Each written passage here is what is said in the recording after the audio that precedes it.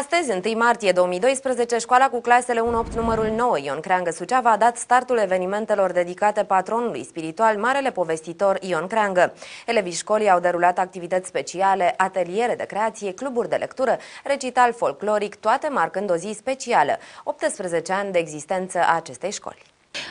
Cum sărbătorește astăzi școala numărul 9 sau școala Ion Creangă ziua patronului spiritual? Ca în fiecare an, școala noastră este foarte bucuroasă să primească azi mulți oaspeți. Avem oaspeți de suflet.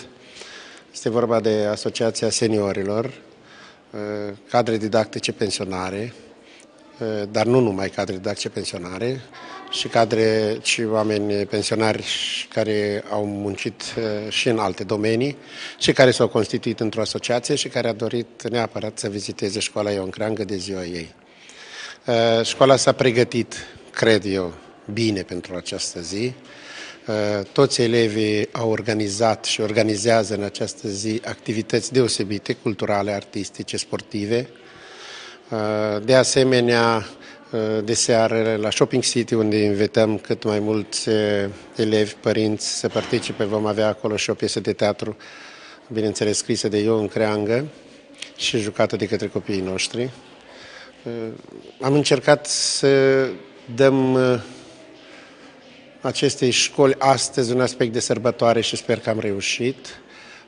Ceea ce m-a încântat a fost ideea tuturor copiilor de a purta însemnele marele nostru povestitor.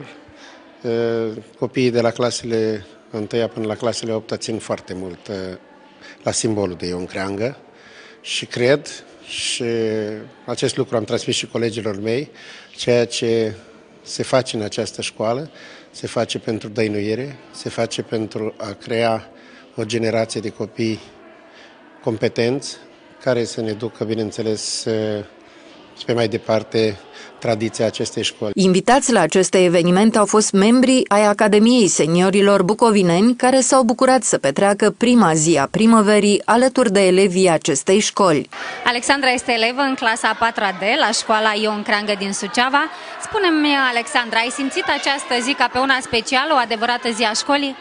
Da, această zi este una foarte specială, deoarece este ziua patronului nostru spiritual Ion Creangă, este și mărțișorul, ne-am dat mărțișoare între noi, vom participa la activitate, vom cânta un cântec despre Ion Creangă.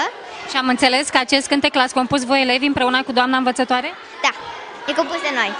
Deci, într-adevăr, e o zi de sărbătoare pentru clasa a 4-a D și pentru întreaga școală Ion Creangă. Ce veți face la sărbarea școlii? Vom cânta tot un cântec despre Ion Creangă și încă un cântecel despre copilărie. Timp de 6 zile vor fi organizate activități artistice și instructive educative deosebite. Zilele școlii Ion Creangă Suceava finalizându-se marți 6 martie cu sărbarea școlii organizată la Casa de Cultură din Suceava.